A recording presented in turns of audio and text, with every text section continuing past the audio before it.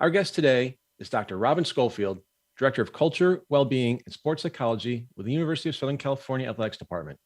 Her other titles are Clinical Professor of Psychiatry and the Behavioral Sciences in USC's KECK School of Medicine and Associate Director of Clinical and Sport Psychology Services with USC's Student Health and the KECK School's Counseling and Mental Health Services. And she just happens to be an Olympic medalist, having won a bronze medal at age 13. That's right, 13, as a swimmer of the Canadian national team in the 1976 Games in Montreal. Stay with us as we discuss the field of sports psychology, mental health, the importance of purpose-driven performance, and more. Robin Scholefield, welcome to Next Steps Forward. Thanks, Chris. Nice to be here. No, thanks for your time. Before we start, for our USC family out there, we got to go give a little fight on. So thanks for that. We always have to kick things off on a positive note. That's a lot of titles. We're going to get into all of those, but that's tremendous accolades and congratulations. Thank you. So as I mentioned, we have a lot to talk about in the next 52 minutes, but we have to start with the Olympics. How'd you end up on the Canadian Olympic team? And tell us how you won a bronze medal at the prime age of 13 years old. So I was actually born in Ohio, but my father was transferred up to Montreal with his company when I was about 3.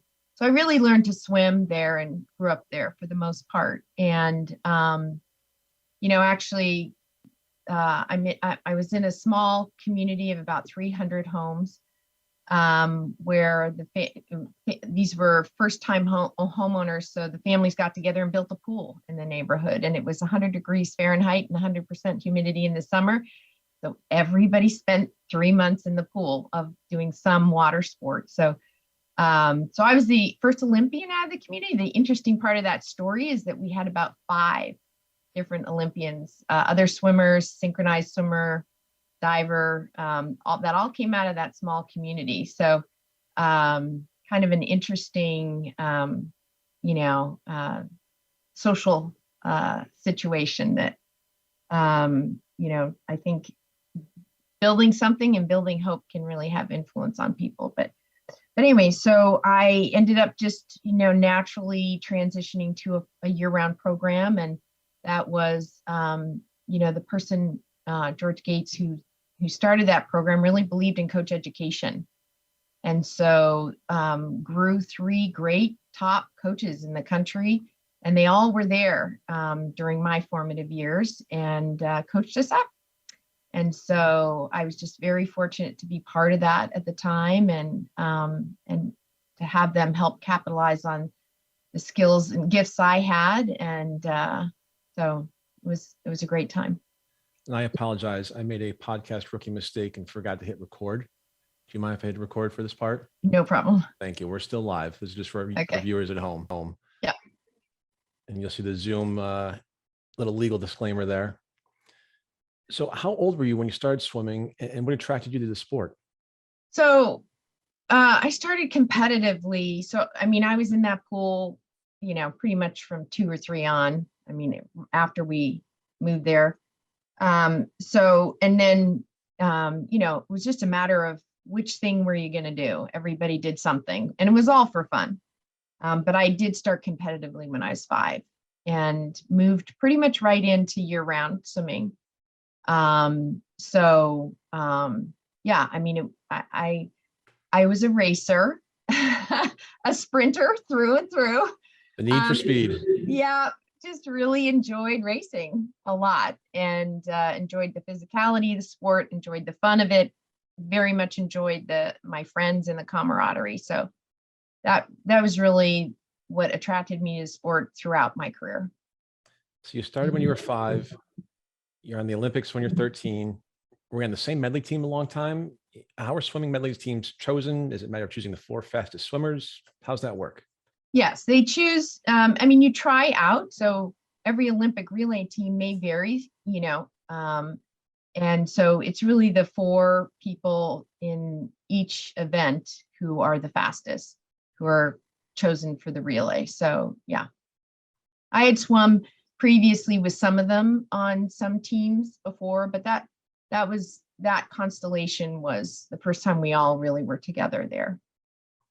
And you also swam the 100-meter breaststroke in the 1976 Olympic Games. How'd that go? And for you, what were the differences between competing as a team member and competing individually? So I enjoyed both always. Like I said, I was a racer, so I really enjoyed my individual event, always did. But again, enjoyed it's fun having a relay team to cheer for, and it's a different feeling. And I did fine. That was the first time I swam semifinals, and I got a little bit too nervous, I think, for semifinals because I had just hold on, I would have made it into finals. So that was just definitely disappointing for me. But given that, I was thinking it was my first Olympics, you recover and move on. So yeah. And I understand that you set numerous Canadian and Commonwealth records. You also competed in the 1978 Commonwealth Games. There, you won a gold in the 100-meter breaststroke. Unfortunately, that was your final international competition because Canada, like a number of other countries, boycotted the 1980 Summer Olympics in Moscow. Your whole life would have been centered on winning a medal in those games. How did the loss of that opportunity and goal affect you? So I did swim in the Pan Am Games in '79, but it was, I remember it distinctly. I chose Olympic year to leave my family, and I was close to my family, and moved to Toronto for the head Olympic and swim with the head Olympic coach there for that year. And so I moved just actually before I was 17. And I can remember actually after Winter Nationals coming down here, down to the United States on recruiting trips.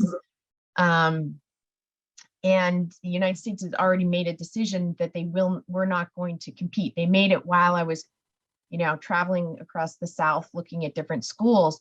And I was young and naive, and I was like, I wasn't too bothered by it because I thought, oh, well, I'm going.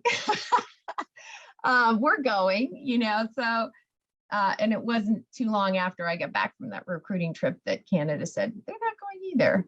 And so I think that hit pretty hard. I had a big adjustment moving out on my own, and had just started to kind of really get on my feet right around Winter Nationals. So that definitely took the wind out of my sails. They really worked hard to try and create some other incentives, but I was pretty disappointed. So I really had looked forward to just changing it all, getting time off and changing it all up, and going to college and swimming in college, which is very different from club swimming. Swimming in college. So without the Olympics, you chose to swim at the University of Southern California. Why USC? So it just, the bigger context is, in those days, Canada had no vehicle for keeping elite athletes who weren't like hockey players or football players. They just didn't have a lot of sport scholarships. So if you were in an elite level, all the Canadian athletes went to the United States to be able to continue with their education, a collegiate education, and continue at a pretty high level of sport. And so, not surprisingly, Canadians decided to flock south, right? So my recruiting trip was all along the South. Can't imagine why, coming from Canada. Right.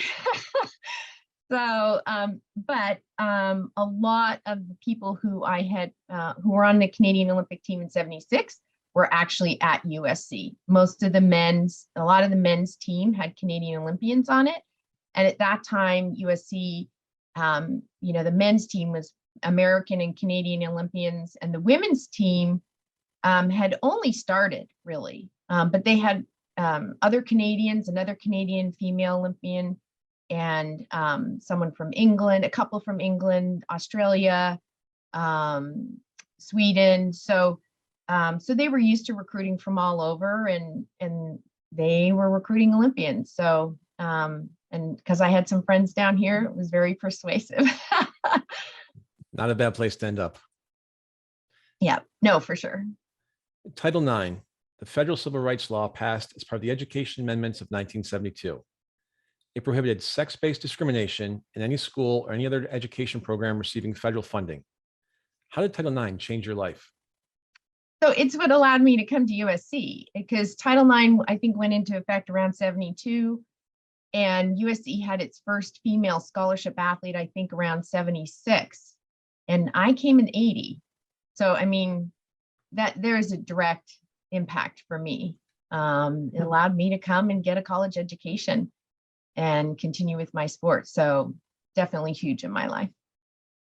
So we go from the Olympics to college at USC and now your professional career. You worked at Wall Street early in your career. How did that happen? Did you go straight after graduating from USC, right into the financial sector?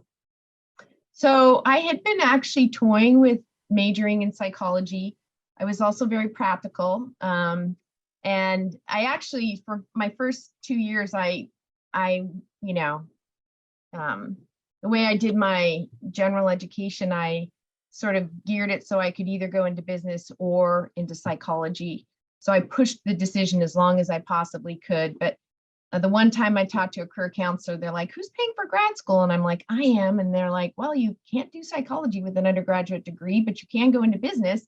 So you can at least find out sooner if you're going to like it." And so that made sense to me. So I became a business major and decided I didn't want to be in a banking program for 20 years and then end up finding out I hated it.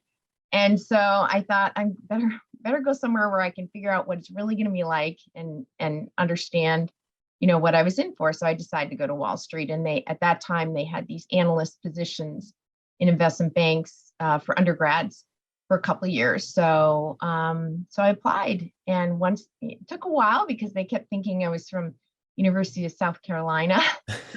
I was like, "What? A West Coast school that isn't named Stanford?" Anyways, I was fortunate and able to secure one of those positions, and that's how I ended up there. And why did you change paths and opt for a career in sports psychology? So after being there, I like the analytical side, but the rest didn't really do a lot for me. I did apply and was accepted to Kellogg at Northwestern, but just wasn't clear on my personal vision of where that was going to take me and what I wanted to do. So I deferred my admittance for a year and decided to go do volunteer work in Africa for a year. And then I chose East Africa just because second language was English. And at that time, it was not like it is now. There weren't a lot of Westerners over there at all, not even,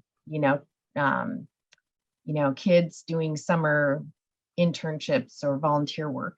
So I needed to choose a place where I could get into and out of, in a reasonable way, because I was really by myself. So I decided, it's a great year. I obviously never did any swimming there.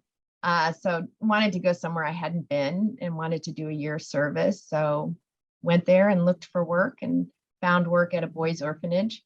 And it was, so the teachers there were a third Kenyan teachers, a third missionaries, and then a third international volunteers like me.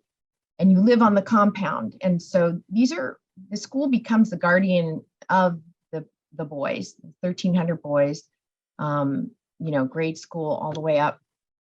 And so you do a lot of informal counseling. And that's where I was like, I like this. I think I'm going to think about switching. So that was really the catalyst.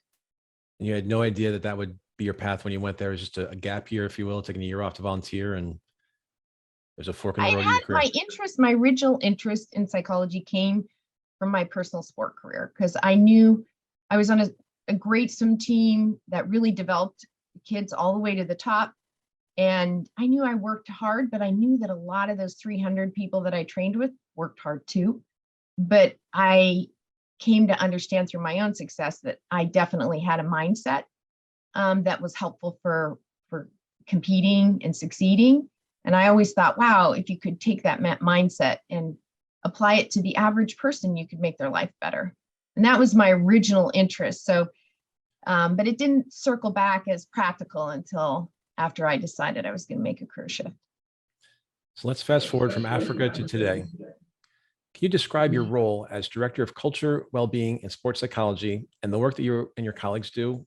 And in what ways is it similar to other universities' sports psychology programs? So I've been here at USC for 24 years and started sort of just by myself. Ended up doing a pre-doctoral internship here, and still knew when I came back, this was quite a few years later, knew some of the coaches, so they did refer to me. And I had told them I was on an internship, and as it was ending, I got some calls from coaches. Hey, I'd like you to see this person and this person this summer. And I'm like, well, I'm actually leaving. And I thought I was going to go work at my previous position with incarcerated teens. And anyway, so they talked to the athletic director, and the athletic director called and said, you want to hire her? So that's how it kind of all started. And, it was definitely a, if they build it, they will come situation. I've been busy since day one, and the demand has just steadily increased, and it's matched with the general numbers across the country for this age group. And I think the general messaging, my first at least 15 years here, if not more, and even today, is that what we're seeing amongst student athletes is what we're seeing amongst the 18 to 24-year-old population. So I used to take those numbers into coaches' meetings to argue for more support. And fortunately, I've had a lot of support from I've worked for 4 different athletic directors, and they understood it. They understood the human side. And from Mike Garrett, who really, I think, believed in having grown up close to SC in, I think really understood that the personal challenges that people face are generally the ones that interfere with sport performance more than performance enhancement techniques per se. So, yeah. The USC Sports Psychology Department's philosophy is that the healthier the athlete is as a whole person, the better they will perform. What does it mean to be a whole healthy person? I think it means to connect and relate to our student athletes as humans first, right? We all are humans first. I think the evolution of sport over the last couple of years and larger cultural trends in our society have come to at least seem to value achievement over character. And character is something we can control. And it's something that is essential to our well-being. And I think while I believe striving is very good for human beings and makes us better human beings, I think you can never let go of the fact that you're dealing with a human being. They have worth, whether they're an athlete or not. And that at least for myself and my staff, that's where we're moving from. We're not moving from any other agenda. And so it's the agenda of the student athlete. And, I've told every athletic director I work for, it's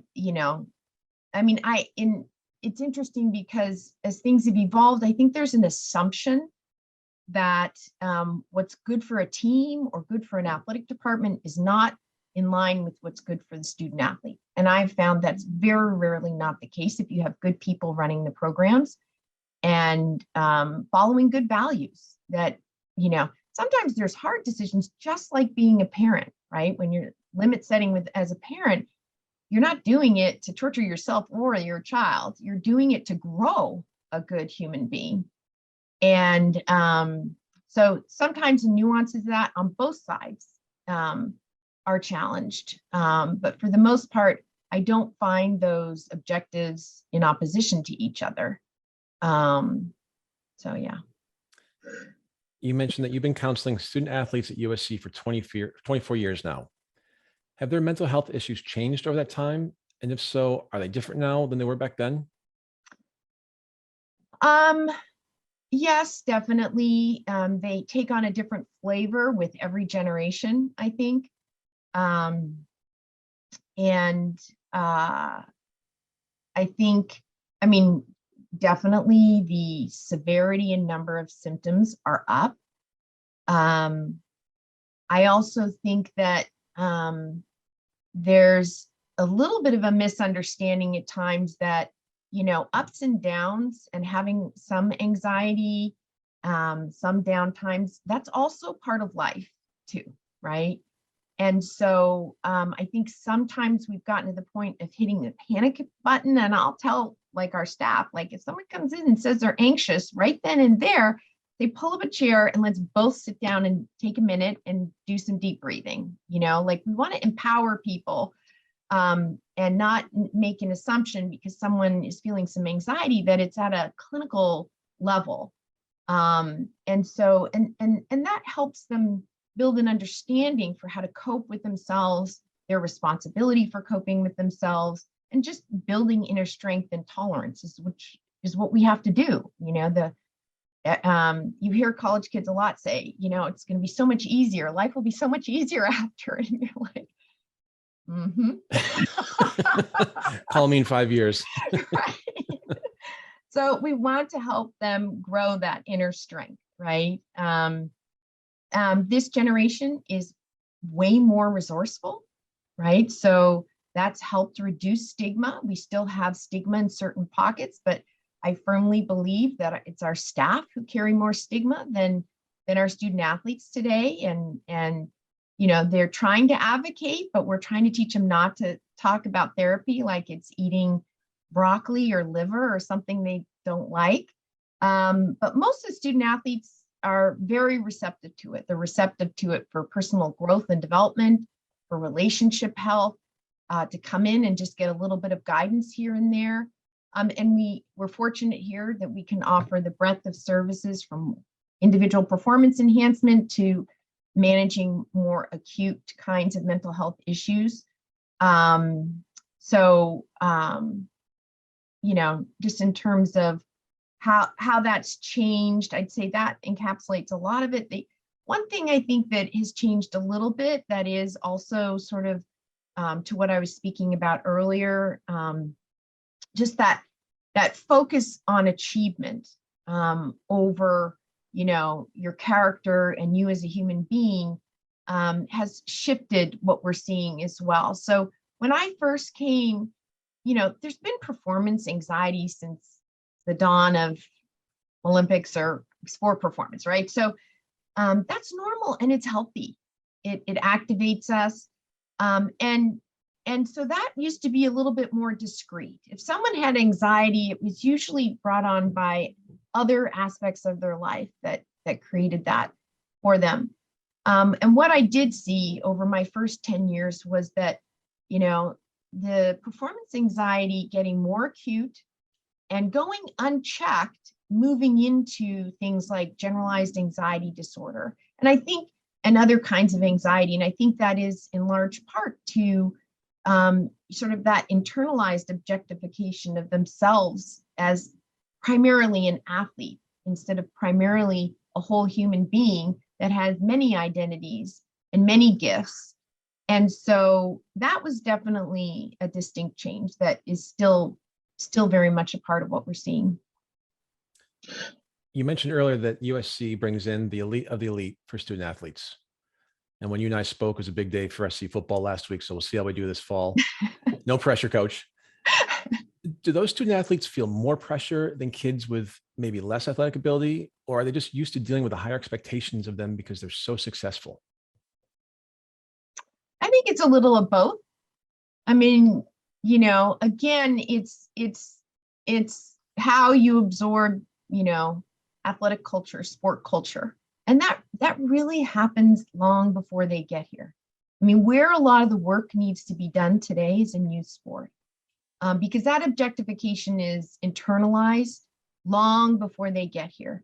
And should our coaches and staff not be contributing to that? Absolutely. We should be connecting with them as human beings first and cultivating a relationship through which you can teach them the technique and strategies and mindset that they need to be excellent performers. But a lot of that happens before they get here. And so, you could have somebody who's very much internalized that, who ends up at a D3 school, and they may feel the pressure more than someone who ends up at a D1 school. So exactly how that reverberates, their family culture, other things they have going on in their life, can be very different. So manifestation, it can be all over the place and isn't necessarily dependent on being at a more intense environment. Is there more pressure and partly there's more visibility, right? Like being in LA can feel like a warm bath when everything's going well, because you get a lot of attention and a lot of kudos. When things aren't going well, that can feel prickly and not fun. And it's the same for our coaches and our staff and everyone. And so is there more intensity around that? Yes, there is. But how the family supports them, how our system supports them, how they have to broaden and deepen their coping strategies. They have to be able to hang on to who they are independent of their sport, and they'll weather the pressure better. So it's definitely a fit thing, I think that's the case whether you're thinking about athletics or not, but you want to try and make a good fit for yourself. Robin, we saw 32-time Olympic and World Championship medalist Simone Biles bow out of the 2020 Olympic gymnastic competition because she was feeling the weight of the world on her shoulders. Skier Michaela Schifrin struggled under the pressure during the Winter Olympics. And we all know 4-time Grand Slam singles tennis champion Naomi Osaka, who took 2 mental health breaks last season, said she's not 100% sure she'll compete at Wimbledon after losing the first round of the French Open this past Monday. These are all athletes at the peak of their sports. What has changed in recent years to cause athletes to be more open about mental health? So just to be clear, I never comment on individual athletes, professional, USC athletes, or any other athletes. So my comments reflect more general trends and societal dynamics. But again, I think as sport has become more visible over the last few decades, athletes in general are in front of the media and more.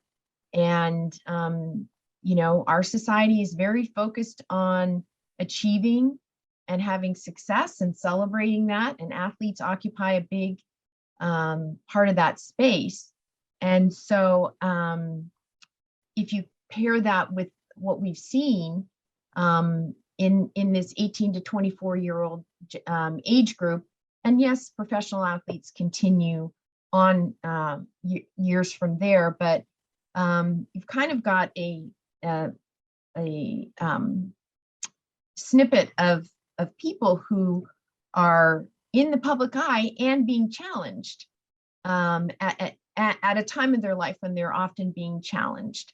And so I think it's just sort of naturally become a space for our athletes to talk about how they're being challenged. And so I think it's great that they've been able to take this very human part of who they are and bring it forward, and help folks know that, inner strength doesn't mean we don't struggle. Inner strength comes from struggle. It comes from going through it and not actually being stoic. Stoicism doesn't develop insight, doesn't develop coping, doesn't develop maturity. It doesn't develop inner strength. And so they're breaking down those myths and helping people get access to help that they need. And so I think it's great that people are coming forward. We've also seen the trend in recent years where some youth leagues don't keep scores. There are no winners or losers, and everyone gets a participation trophy. You've been a world-class competitor in a fiercely competitive sport, and you now work with youngsters who are in the pressure cooker of top-tier college athletics. What's your philosophy on that? So, for me, that's like every kid taking a test and then getting an A, right? Because they took the test. So that's where we confuse, I think, what it means to be human, right? Our value is inherent in the fact that we're human, right? That's our value. So whether you're the president of the United States or someone cleaning an office, your inherent value as a human is the same, right? And, but getting a trophy is about competency. like getting an A. And it can include some talent, usually does, but it includes hard work, character development, all of that. That's competency. That has nothing to do with our dignity and our worth. So we've kind of confused that, and like not allowing a child or a young adult or an adult to understand, wow, this may not be where I belong, but I have a lot to offer in other intellectual gifts, personality gifts, possibly physical gifts. That me not being a fit here does not mean I don't have worth. So we've come to confuse that idea. I think that's a disservice to our youth, our emerging adults and adults alike, because we all have something to contribute. It may not be exactly, it takes a while to figure out where we fit, right? So, yeah. And for the record, I also am against participation trophies, having 3 kids in sports. And so I appreciate that.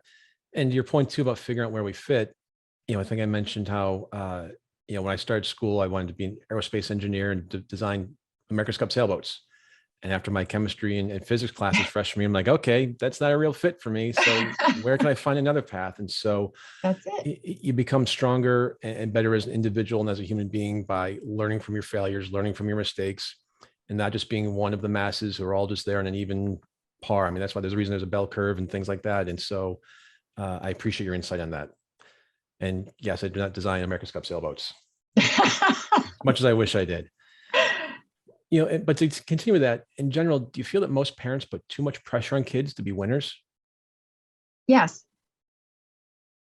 Good answer. I agree. What's the role of the parent?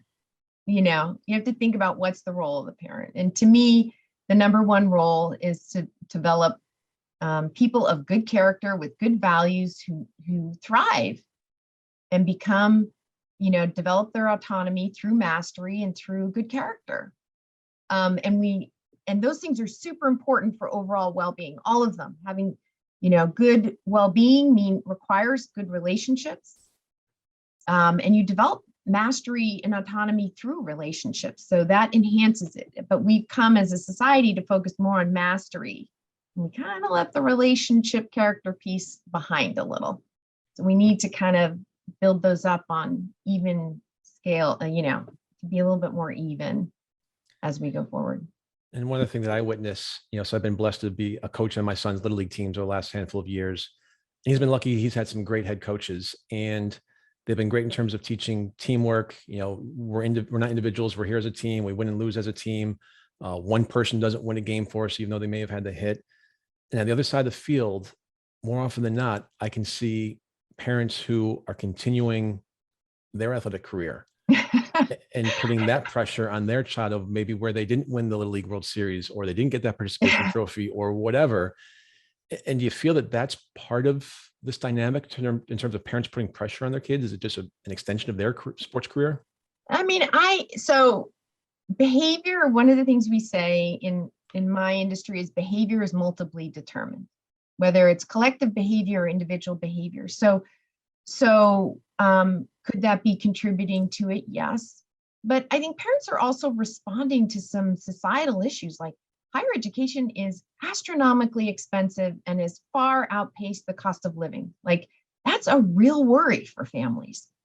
That has increased, some of the parental behavior, but also our systems have been affected by it. Like, we've decided it's important to teach college and high school now, right? Everybody take 1 million APs.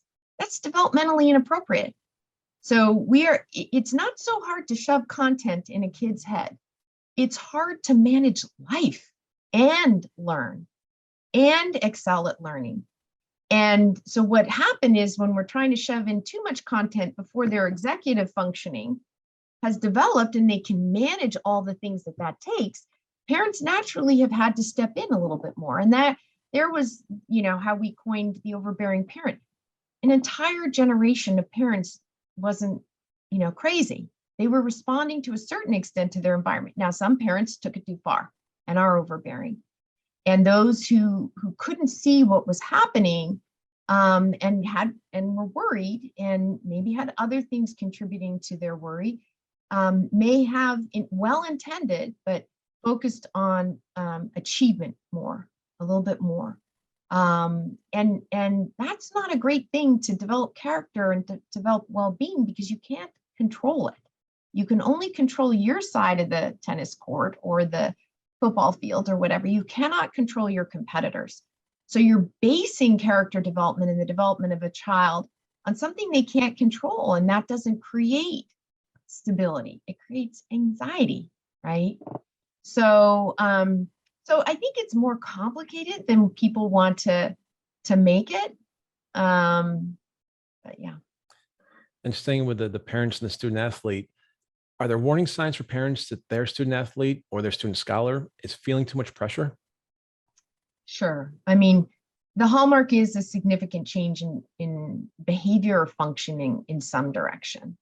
You know, if they were super outgoing and now they're isolated, if, you know, loss of motivation, we very much attribute to in athletics will, right? Like we're just not exercising our free will to you know, be enthusiastic and have a good attitude. And when people start struggling with mental health issues, it can very much look like a bad attitude. So you really have to pause, and you have to have a lot of conversation.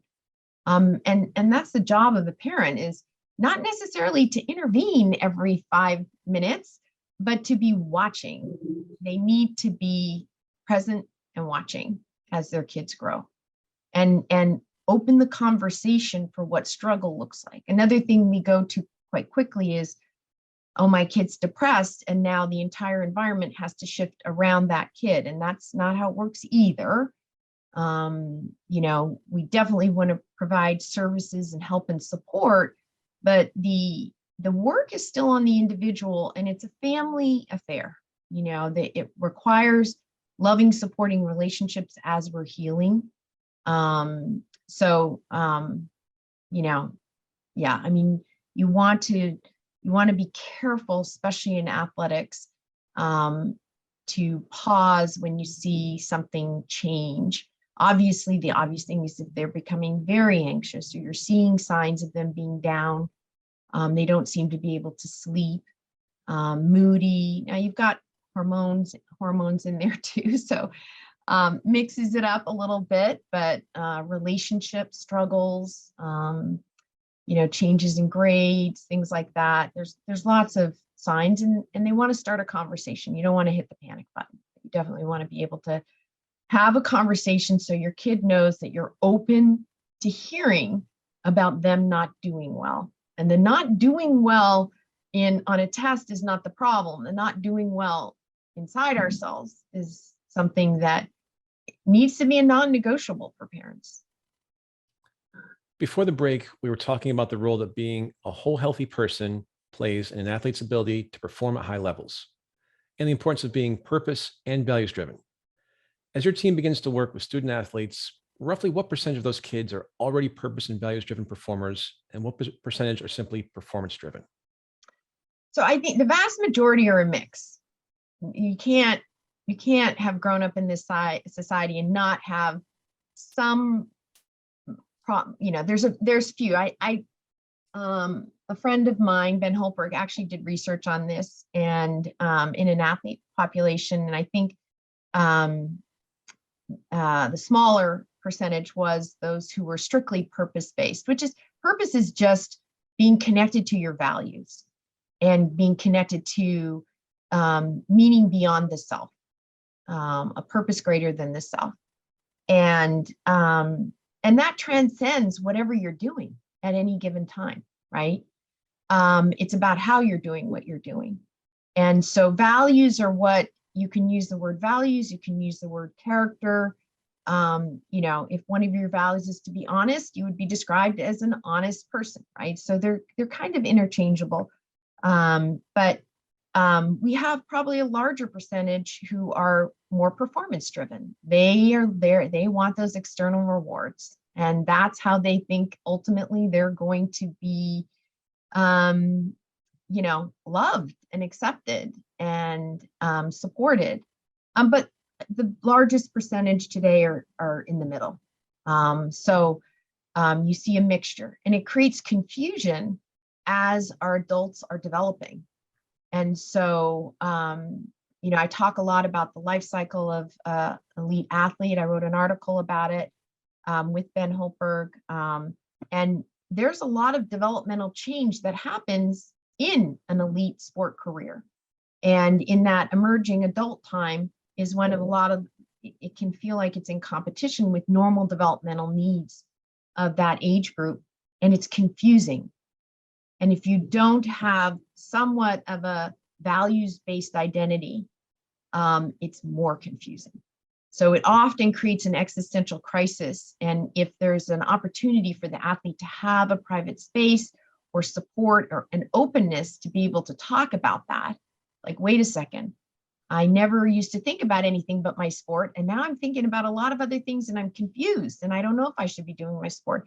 Giving them the space to talk that out is very empowering. And vast majority, at least that come to a D1 school, they want to be in sport. They've just kind of lost their meaning connected to it. And they need the space to be able to reconnect. So. I imagine the fair share of high-performing student athletes are perfectionists. Being a perfectionist certainly helps them become high achievers, but can it also contribute to mental health struggles? Yeah, so perfectionism is a construct. It's not a reality, right? So we kind of have to start there. It's a thought, it's an idea. And striving for doing something perfect is fine, perfectly is fine. It can contribute to our drive, our commitment to attention to detail. But when things aren't going well, that the way that is used for achievement can backfire in times of struggle, because it's a little bit about being relentlessly on and hypervigilant about what you're doing and making sure you're doing everything correctly. And that's just not realistic, right? Human beings, we ebb and flow. We have good days, bad days, moments. And we operate largely in the less than perfect day and environment and mood. And so does competition. And you have to be prepared for that. And perfectionistic thinking doesn't incorporate that. So it can be very critical. And that doesn't work well when you're working through struggle. So I always say, when does perfectionism work best? And student athletes flounder, but somebody eventually gets like, when everything's going perfectly, right? So that's not what makes you resilient. Perfectionism doesn't make you resilient. You have to be flexible and adaptive. And it's kind of like what happened in COVID. We had two different segments that didn't thrive well. One was folks who had pre-existing mental health or situational concerns that were challenging. The other one were the perfectionistic kind of student athlete who looked like the coach's ideal student athlete. They couldn't adjust to what was a really hard time during COVID. And so, yeah. And what do you do when you have a student who won't admit that they need help? And what should a parent do if they have a child in that situation? I mean, it takes time. I would say recognize this if they really are, deeply identifying with athletic culture and, very stoic, if they experience shame and asking for help, it's going to take time to unwind that and sort of build a new template. And you can use all kinds of metaphors. If you have a broken leg, you go to the orthopedic doctor, but also just helping them understand that struggle is part of success, right? It's like, I think it was Michael Jordan, it's the baskets he missed that made him successful. And And it's the falling down that makes you stronger. You know, the thing that the athletes do well is that they get up, right? And it's in the getting up that you develop inner strength. And insight doesn't come until after the struggle. That's the thing that people, so that's why people want to sit down and tell athletes how it is if they're not on point, right? And it's, the shift is an experiential, it's an emotional shift that changes behavior and changes your well-being. So it's going to be a conversation. It's going to be many conversations. It's going to be showing your own vulnerability to your child, talking about times when things didn't go well and how you moved, you know, how you got through them and moved through the space. And then, and also sort of paving the way for attaching emotion to experience and language. When I train sports psychologists, you know, one of the things I say, you know, watch when they come in, they'll tell you all this incredible narrative, this incredible story, and they won't use one word to reflect how they felt, but it's all implied and they expect you to understand that. You need to use the language back to normalize it and help them understand how feelings are adaptive and help us make the changes we need to go in the right direction. You just mentioned athletes getting up. Without naming names, can you share any stories about athletes who became more successful when they changed their approach from being performance-driven to being values-based or purpose-driven? Yes, I mean, I think, you know, when sort of what I was referring to before, you know, if you're not a student athlete and your parents send you off to college, what are they hoping for? They're hoping that you'll be stimulated by what you're learning and that stimulation will translate hopefully into some job where you'll get paid, right? And so expansion of your horizon of ideas, seeing more possibilities, you know, tapping into different parts of your potential, you know, expanding yourself is what parents hope for when their kids go off to college. That's different for, you know, that can be experienced differently for student athletes. So them having that happen while they're really at a pretty high level of performing can feel like experientially to the student athlete, like, wow, maybe I'm not as committed anymore because I'm also really interested in whatever I see on campus here, right? And helping them understand that one doesn't mean the other, that they can have intellectual interests, that is developmentally appropriate for them to be seeing a broader horizon and dabbling in that as they can, and still be very passionate and committed to their athletic endeavors. So I think, you know, we don't want to over pathologize what is normal behavior, even though it's occurring in the context of an elite sport environment. It does mean there'll be some choices about how you spend your time. And that's where, you know, how do you manage those needs and keep pursuing what you're interested in? And instead of shutting down that conversation and trying to control it, we want to allow them to, you know, bring it out and have a conversation. And they usually, you know, will make good choices. But what they also see as they're challenged at this age is that sport is a vehicle through which, you know, they've come to admire people and they can admire themselves, they can grow themselves. And so a lot of times that, and they identify that by identifying their values, like what about sport made you want to do sport? Who do you think, you know, when you look at someone that you admire, and is that something you still want? And then if I was watching you in the locker room and at competition or practice, how could I describe you? How could I tell that you are this person that you want to be? And we should be able to demonstrate that through sport. So it can really shift things up and empower. It's kind of like, you know, Andre Agassi kind of wrote about this, you know, in his Evolution of Sport, not exactly in those words, but yeah. Robin Scholefield, thanks so much for being with us today. Thank you for having me. And thank you for tuning in to Next Steps Forward. I'm Chris Meek. For more details about upcoming shows and guests, please follow me on Facebook at facebook.com/Chris Meek Public Figure and on Twitter at Chris Meek _USA. We'll be back next Tuesday, same time, same place, with our leader from the world of business, politics, public policy, sports, or entertainment. Until then, stay safe and keep taking your next steps forward. And for our USC Trojan family out there, one more time, fight on. Fight on. Thanks, Robin. Thank you.